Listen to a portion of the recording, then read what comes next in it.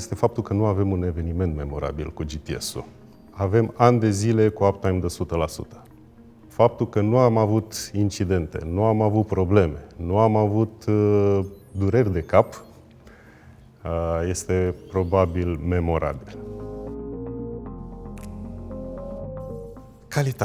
Calitatea serviciilor. Atâta timp cât ai nevoie de servicii premium, GTS-ul este exact partenerul de care ai nevoie.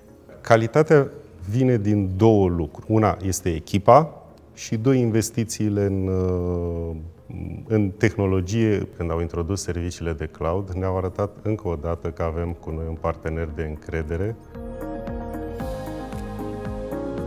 Duo care ne reprezintă cel mai bine este Frodo și Sam din Lord of the Rings. Îmi vin în minte trei lucruri care îi caracterizează: loialitate, suport și determinare.